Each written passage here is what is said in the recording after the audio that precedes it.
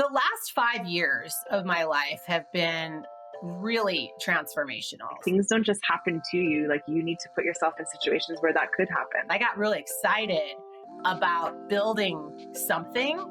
And at the time, it didn't even seem weird that it wasn't mine, that I didn't start it. It was just like, this is an opportunity and I'm going to jump on it. The goal for a business owner is to be able to have freedom, right? They started a business because they don't want to work for somebody else. They want to be in control of their own destiny. Welcome back to this season of The Climb, a journey where listening to your heart reveals your true potential.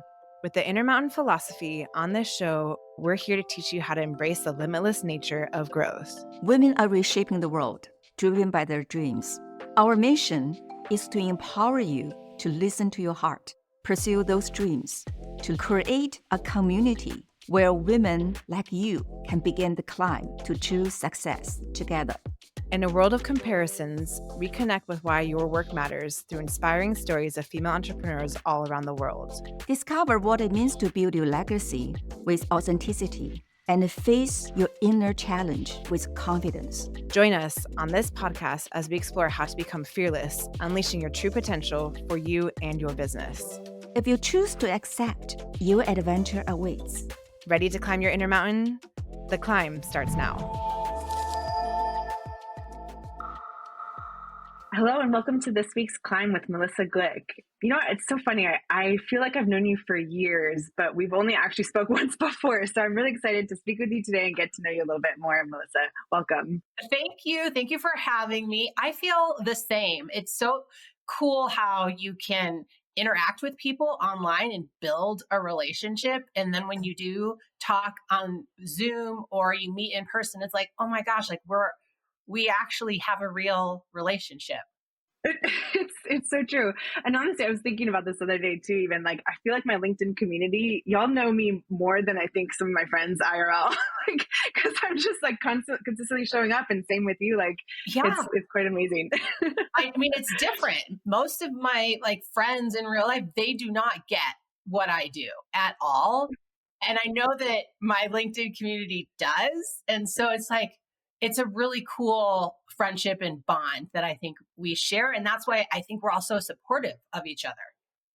It's true. Yeah. It's like I 100% agree with that. I don't think any of my friends know what I do or have any understanding like what this means, but you guys get it. And so like we found our own little community on there. So I love it. Half my friends are like, oh, she's a life coach. And I'm like, okay. Okay, let's just go with that. Yeah, let's go with that. Yeah, it's easier. Yeah, it's too funny. Well, speaking of what you do, and I'm excited to dive more into your journey of entrepreneurship, because, you know, when we think about entrepreneurship, it's typically like you're running the business that you started. But in your case, you did something a little bit different and actually bought into a business and had a very successful exit as well. So I'm super excited to talk about that. But first, we got to start from the beginning, and I'd love to get to know a little bit more about you. So what's your backstory? What's my backstory? Like, how far back do we want to go here? Well, I'll start by saying that I have a Bachelor of Science in advertising. And I wanted to be a journalist. I wanted to be Oprah Winfrey because I wanted to have a voice and to be able to help people. And so that's the backstory. And it's funny because then I went into marketing and advertising, and it took a complete change or diversion from what I really wanted. And so my career started in, marketing, advertising, kind of PR a little bit. And I bounced around jobs when I'm in my 20s. And then I kind of realized that if I'm going to be working that hard, I want to make some dough, right? So I got into sales. So I'm started my sales journey in my early 30s, and I started selling shopping centers, large properties, commercial real estate. And I learned all about sales. And I know that you are, interested in this topic, and you talk about sales strategies and techniques and development of sales skills, but the things that I learned when I was getting trained in sales is something that I carried with me and has been such an important kind of shaper of my career and of me as a business owner. So there was a market crash in 2008. Sales commission checks dried up, and I was used to getting some big commission checks. And I didn't know what I wanted to do next, but I had some money because I'd made great commissions, and I was kind of just waiting for what I was going to invest in. And my brother at the time was starting up a tech business. He went out and learned a skill. He got some Cisco certifications, and he really took a liking to information technology. And he decided he was going to start a IT consulting company. And he was a couple years into it when I decided that I wanted to try something new, and sales and real estate had kind of dried up for me. And so he had an opening at his company. His receptionist left. Yes. And here I had this like big sales job. I was working in a bullpen. I beat out all these men in sales. I ended up in the corner office, was making bank, and I had a huge inflated ego. And here I am now. My brother needs some help, and I'm not going to be a receptionist for anybody, like I'm going to help my brother at his startup tech company. And so I sat at the desk at the front of the office and I answered the phone. I talked to the customers. I learned the employees, but I took all this knowledge that I had with marketing and sales and what it was like to, when you're in sales, like you kind of have your own business, like you're responsible for your own destiny. And I learned about how to operate a business because of that. So I took all this information and I was able to like transfer those skills, and I saw these gaps within the company. And I started sharing it with him. And because I was sitting at the receptionist desk of all places, I learned about the whole business. I learned the customers, the employees, the technology, the services, like just how everything worked. And I kind of had this big picture view of it because I saw everything, whereas everyone else that worked there just did what they did, right? And my brother's an engineer. So he's like completely different than me. We're like total opposites. And so I became invaluable to him, and I saw this like amazing opportunity to grow the company with the way that I thought and the things that I could add in a way that was very different than him. And so I bought into the company, and I kind of decided this is where I want to put my money. I want to make an investment into this company. I want to spend my time building this. I got really excited about building something. And at the time, it didn't even seem weird that it wasn't mine, that I didn't start it. It was just like, this is an opportunity and I'm going to jump on it. And so I bought into the company, not 50% at first, I started at 15% ownership, and I worked there for my brother, mind you, my younger brother, who used to rip the heads off my Barbie dolls when we were little and drive me crazy. But we worked together for several years. And then I said, if I'm going to do this, then we need to be 50-50, if I'm going to really do this. And so we became 50-50 partners. I became the CEO. He became the CTO. And that's when we really scaled the business. That's incredible. I'm curious though, working with family can be challenging sometimes. Like I'm guessing communication was very key here. So like, how did you manage that partnership? Yeah. So, I mean, it wasn't always, peaches and roses, but like I said, he and I were very different. And so because of my personality, I kind of tend to get in somewhere and like steamroll and take over. I had to really kind of pare back and be like, there are certain things that he does really well, and I need to back off that and let him be responsible for those things. And he started the business, and so there were certain things that he liked to have control over that were just better, was in my skill set and my wheelhouse. So we bifurcated things, and he had his role in his lane, and I had my role in my lane. And when we were able to do that, then we each really excelled, and we were able to work together as a team. Yeah, and I'm guessing you complemented each other very well. When you took over as CEO, was it always the intent to like grow the company and exit it, or yeah? Well, so when I decided that this is what I was going to do, and this was the direction that we needed to go in the company in order to grow it, I had this idea in my mind that eventually we would be needing to majorly level up. And eventually that would mean that we would need some kind of influx of cash. So it would either be taking on debt to get the money that we needed in order to grow, bringing in a partner who was going to bring in an influx of cash so that we could do what we needed to do, or it was going to be a sale. And let's be honest, every successful company will trade hands at some point. That's just how it is. It's what's happening in the world of business. Everything's being consolidated. Everything's getting rolled up. And I just had a knowing that was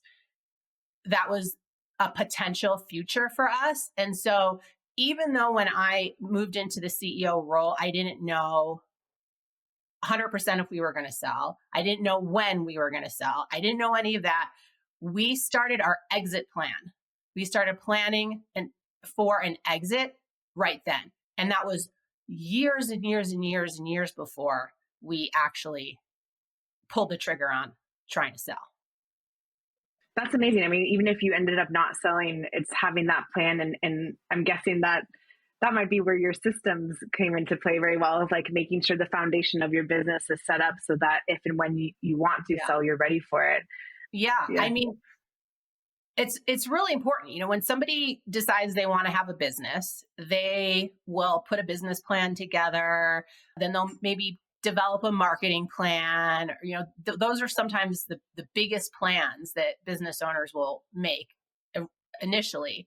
I think you start a business, you come up with an exit plan at the very beginning, because what an exit plan does is it gives you a direction of where you want to go. You know, even if you're not planning on having an exit, it helps you prepare for kind of like diversifying your revenue stream. Like you don't want to have everything you don't want to have one customer.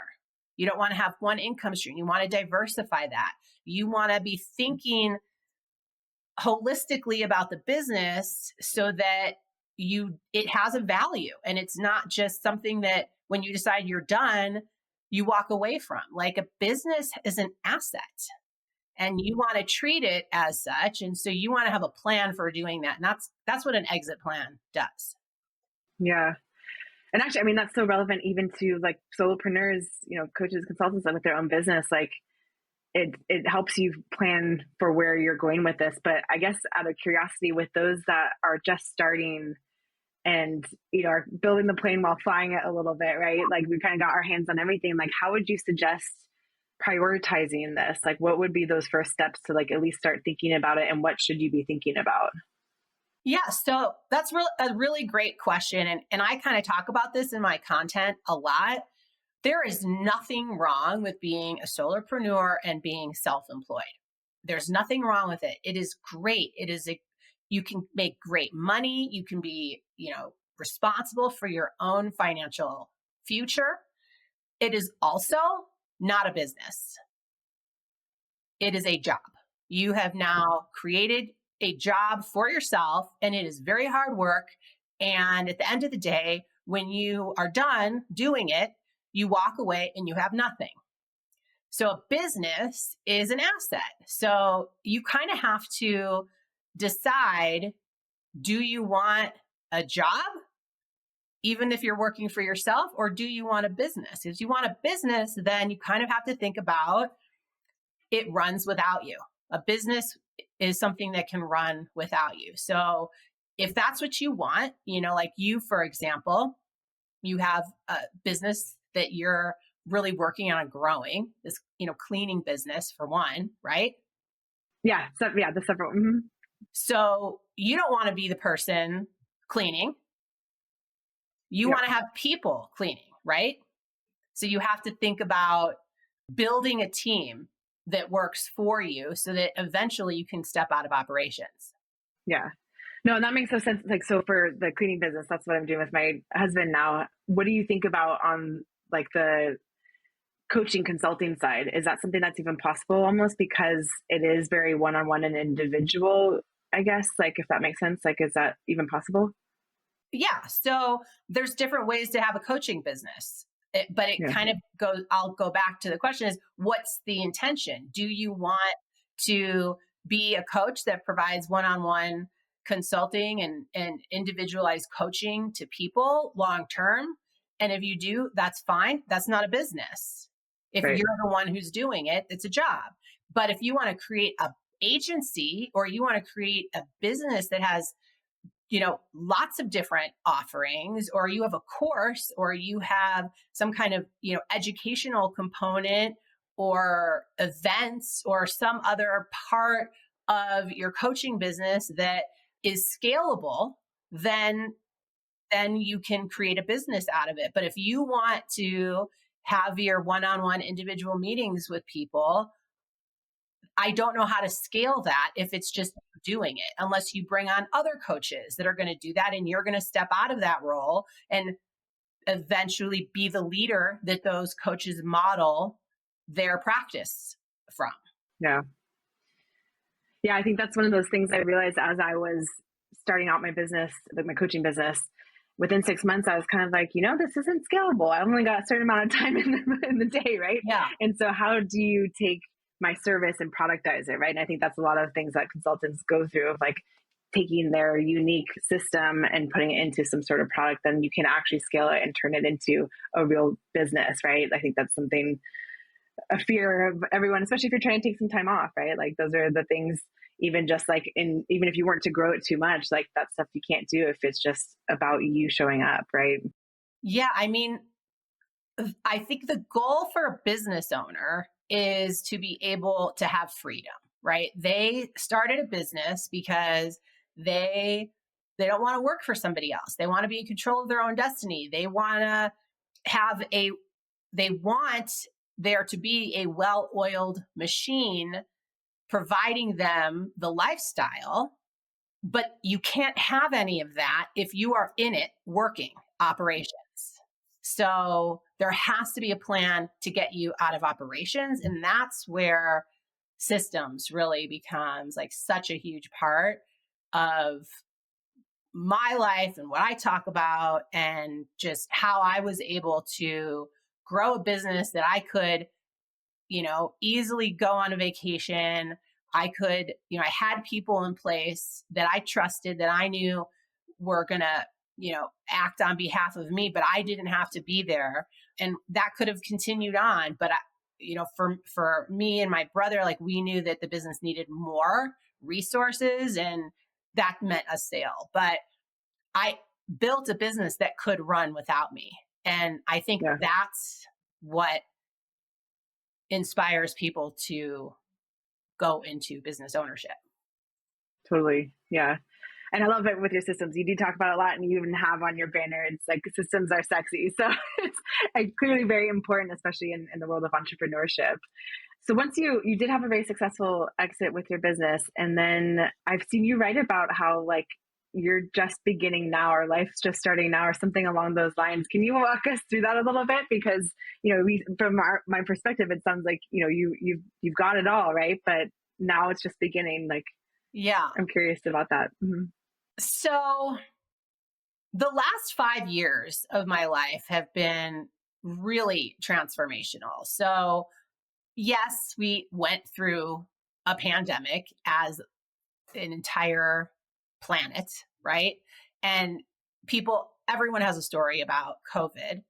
But me, I completely transformed my life and I lost 100 pounds. I prepped my business for sale. I sold my business. And I decided that I was never going to, I wanted to live more in alignment with what my true purpose was in life and what I always wanted to do. And it's funny that you asked this question now, because I can bring it back to what I said early on, which was I idolized Oprah because I wanted to have a voice and I wanted to help people.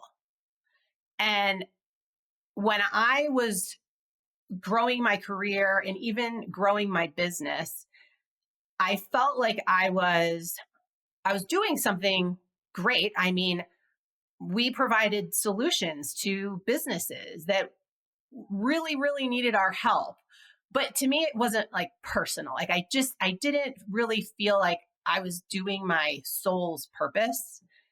And after I had this huge transformation in my life, I knew I needed to do something that fueled my soul more. And the opportunity was presented to me. I did not go out looking for this at all. In fact, sold the business. And usually when you sell a business, the new company that's coming in wants you to stay on for a period of time to help with the transition. And so that's what I did. And then maybe a couple weeks before I was almost on my last day there, I got a call from a friend who was having an entrepreneurial boot camp, an immersion program for startups and founders. And he said, Melissa, I would love for you to come.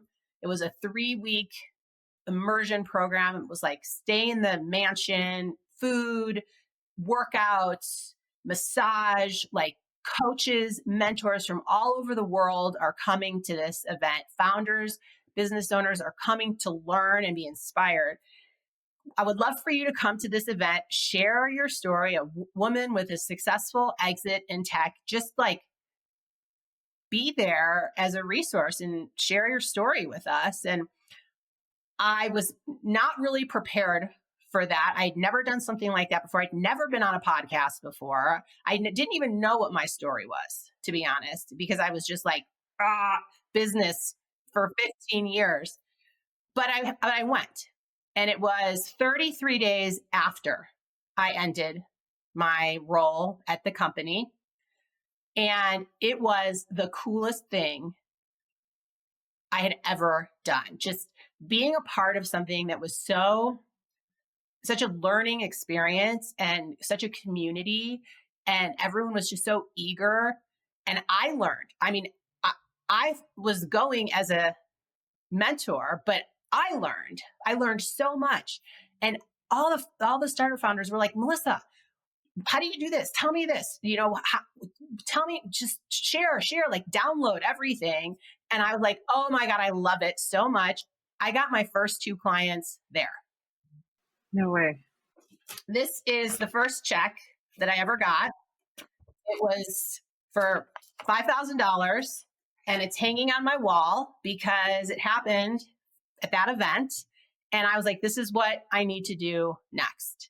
I did not plan for this, but this is what this is what I wanted. It's like, I have a voice. I'm helping people. I have a global platform right now on LinkedIn where I go every day and I'm talking to people from all over the world. We're sharing ideas and I'm telling my story. It's like, I manifested my own Oprah situation. And no, I am not a billionaire, but that's what it feels like. It's like, oh my God, I am doing what I always wanted to do.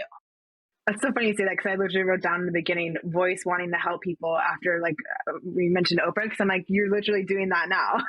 I know. I see that every single day. You're coming up, you're showing out, you built this platform. And I know speaking is a big part of this as well. Is that something you do quite a bit of speaking engagements, right? Well, quite a bit. I do it, and I really like to do it. And it feels great because, in my business, Peak CEO, I work individually with people right now, at least, and it feels great to spend some really quality time working with people, meeting them where they're at and helping them. But to get on a stage and speak in front of 500 people in that same time frame, it's an hour, and to impact 500 people versus one, whew, that feels really good. That's amazing. Yeah, I can imagine. And, is that something that always came naturally to you? Like you said, you've always wanted the voice, you wanted to be Oprah, but like speaking on stage, is this, no? No. How- No. Okay. So when I was bouncing around jobs in my 20s, I got a job that I was not qualified for. This man, he saw something in me. He became a mentor of mine. He hired me for a job I had no business doing. And I quickly realized it and said, oh my God, if I'm going to be managing teams of people, if I'm going to have to be presenting to Fortune 50 executives, dealing with leaders, like if I'm going to be doing this stuff, I better get a handle on this. I didn't know at the time, but horrible imposter syndrome. That word wasn't used back then. And so I lived in Chicago, and I happened to live down the street from the largest school of improvisational sketch comedy theater in the world, called Second City. Wow. And people went there to become comics and to get on SNL and to become comedic writers.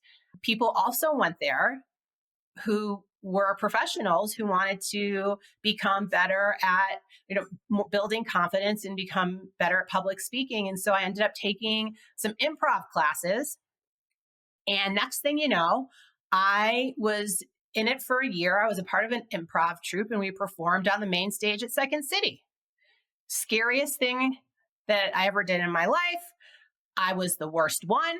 I'm not that funny, but talk about like shaping somebody. Like it was a combination of sales skills, what I learned at improv, like all the different experiences that I picked up at jobs that I had along the way. It all kind of matters. It all has helped me be this woman who was able to distill everything down to systems that work. And it's all because of all of those little experiences. Systems are how I lost 100 pounds. Systems are how I built a company. Systems are how I sold a company. It's all a part of this one word that sounds simple, but it isn't. But it really just affects everything. And I feel like it's like the pot of gold at the end of the rainbow. Like this is how important and how passionate I am about this silly little word, systems. I love it. It's very powerful for sure. I actually, if you don't mind, I'd love to go back to that transformation you're talking about, and like, what inspired that? Because I'm guessing you seem like you're a go-getter. You take things on full on, obviously. Like that's something that you clearly looked within and figured out. Like, I'd love to hear more about that. Oh gosh. Okay. So, I'm a classic high achiever, overachiever. And when I was building this business, I got so wrapped up in the idea of having a business and like what that meant for me, because I lacked purpose with anything else. Like that is all that mattered to me, was I'm a business owner. I am building this amazing business. But I didn't even stop there. So I was like, oh, I need to also build a nonprofit for professional women to empower and inspire each other. Oh, I need to be a member of all these other boards. Oh, I need to build a real estate portfolio. Oh, I need to I custom build a home. Like I needed to do all of these things to like make me feel good. And none of it worked. And I became very unhealthy physically, mentally. I was just like going through the motions, living for all the wrong reasons, was motivated extrinsically versus intrinsically. And I was very unhealthy. And when COVID hit, I was in a pretty bad space. And I became terrified that I was going to die of COVID, because watching the news, hearing about like seemingly healthy people who would die of COVID. But then it was, these are all the risks that are associated with COVID deaths. We have obesity, high blood pressure, asthma, sleep apnea, just all of these medical conditions that increase your chances of dying from COVID. I had all of them. I was on 8 medications at that point. And I was just so terrified of dying of COVID, but also dying alone and ashamed. Like, of all the ways a woman like me, who's just such an overachiever and cares so much about what I accomplish, to die of something I'm embarrassed about by myself, like, it was just like the most awful thing to me. And that's for me when I had this like wake up moment of, this is not how it's going down for me, that I meant for more. And I realized that what I was good at, which was systems, and what I was good at was building things, right? And I was able to do that in my work. I wasn't able to do it in my personal life, but I could figure it out. And this like systems approach is that all the parts work together to create something good that has a purpose. So it's like this chair, right? The arms, the seat, the legs, individually, it does not hold up a person. It means nothing. But when it's all together, it provides a comfortable place for me to sit. And it's like, that thinking was like, I have to work on all the areas. I can't just like eat carrots and celery and steamed chicken and think I'm going to lose some weight and be happy. No, like, I have to have a nutrition plan. I have to have an exercise plan. I got to deal with my crazy brain that makes me feel like I'm, just obsessed with food, or obsessed with thinking I'm supposed to be some way, or thinking I'm not good enough. Like, it all needed to be fixed, all the parts. And that's what I needed to do was deal with all the parts. And so that is what I did. But I can tell you that is a lot. There's a lot of things to have to deal with. And I didn't approach it by knowing that I had to deal with all those things. I approached it by doing one thing first, because it was all overwhelming and all too much. And I had 100 pounds to lose. And oh my God, how am I going to do all this stuff? And so the craziest thing about it is the way that I started the momentum rolling was, I decided I was going to just walk, like just walk every day for 5 minutes. But I didn't want to walk outside because I live in Colorado mountains, and it was like very vertical, number one. But number two, I didn't want people to see me out there like this heavy woman, like walking. I was embarrassed, like just really embarrassed. And so I found a treadmill on the Facebook garage sale page, a used one. And I went up with my dad, put it in the back of his pickup truck, drove it back to my house, set it up in the garage. And I started walking for 5 minutes a day. I'd put the Housewives on, I'd watch it. And that commitment, like that promise to myself that I was going to show up and I was going to do this every single day, sent a ripple effect into the other areas of my life and the other parts of the system that gave me the momentum that allowed me to completely transform my life. Gosh, I just got goosebumps. That's so amazing. Like, it really, you can get so overwhelmed by looking at like, this is where I want to be, but really like those little steps you can take in the beginning is going to help ripple effect to get you where you want to get to, and much easier and less overwhelming and stressful, right? Yeah, I know. Wow. I mean, and I always talk about that because whether you've got something like that, like you need to make a really big life change, whether it's weight or it's divorce or, I mean, whatever it is, or you have a business and you've got all these things that you need to fix in your business. And you even approach it with systems thinking, with just an understanding of like the bigger picture, and all these different areas need to work together. We need to think about how everything, all the gears are working in order to get through this. That alone can be overwhelming, but just being able to start with one small thing is what kind of gets the ball rolling. I love that. I feel like you have a book in you, don't you? Girl, is that coming soon? On the list.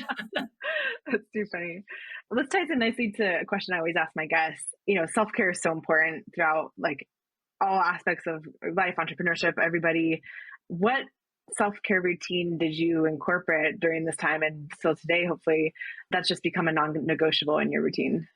Yeah. So moving my body, as I got more and more into my business and more physically and mentally unhealthy, that was something that I just let go. Like I did not exercise. That was just fell off the radar. And when I transformed my life, that became a non-negotiable for me. I have to move my body.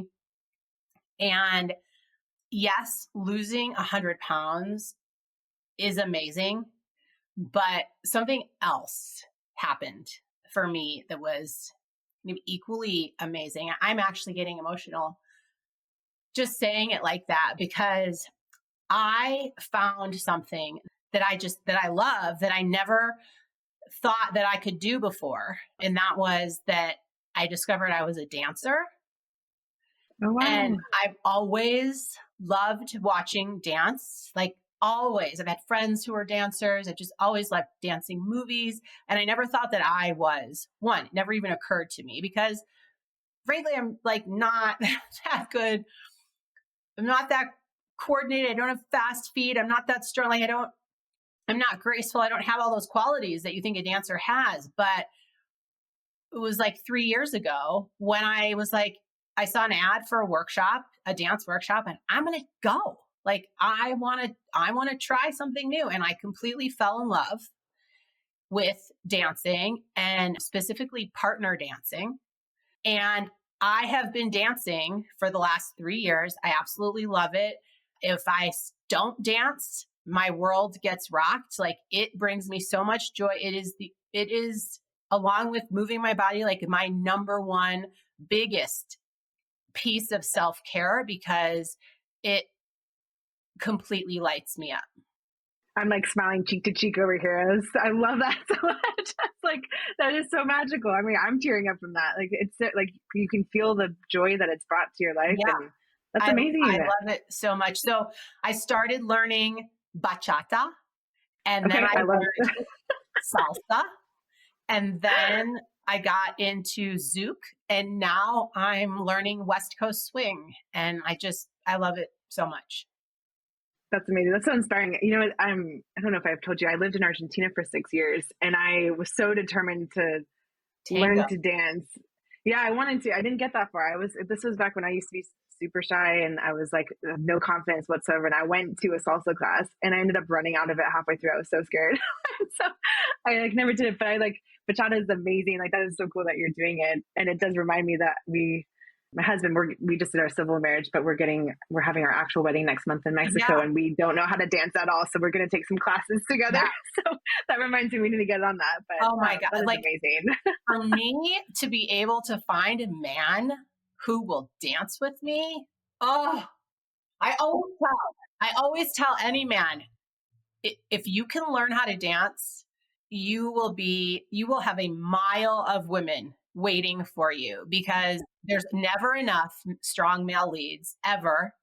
And it is a man who can dance is just, to me, like the coolest thing ever. And fun fact, dance is such an important part of my life that the man who I told you about, who called me, who said, Melissa, I want to invite you to this immersion program for entrepreneurs.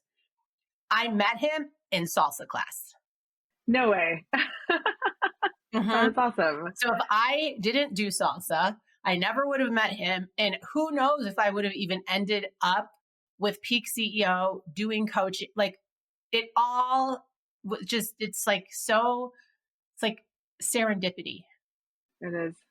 Yeah. Well, and that's, I think, once you like find yourself living your purpose and living your true self, like all things else Yes. fall into place. Yes. Like I had the same similar stuff happen. I would remember being on calls, like meeting someone, like tapping my toes, like, oh my gosh, this is so crazy to be meeting you right now. Right. And like, I think that's what happens when you are your true self. Right. Yeah. Yeah. Yeah. I mean, if that story doesn't sum it up, then I don't know what does. That is me. You got to talk about that sometime. I don't think I've heard that one on LinkedIn. So. I know. I haven't talked about that one. but it goes back to like, you know, we agree so much on the side of things of like relationship building. Like you never know, like going like into conversations with open minds and like, and not just conversations, but like salsa classes, like putting yourself out there, like things don't just happen to you. Like you need to put yourself in situations where that could happen. Right. I think that's really important. So, yeah. Well, Melissa, this has been so much fun. It's great to get Are to we know done? you Is more. it over? I know. I was. It is, unfortunately. So I'm like, got tears in my eyes from dancing. I'm like, this is so cool. Like, what a beautiful thing that you've found. Thank you. Like, I want to end on that note too, because it's just so amazing. So what is the best way to connect with you if people want to reach out to you? Yeah. So you can find me on LinkedIn, Melissa Glick. I've got a blue logo. My company is called The Peak CEO. It's thepeakceo.com. You can find me there. And yeah, follow me, connect with me. Yeah, I think that's the best way to reach me. Awesome. Well, thank you so much, Melissa. Thank you for having me. This was fun.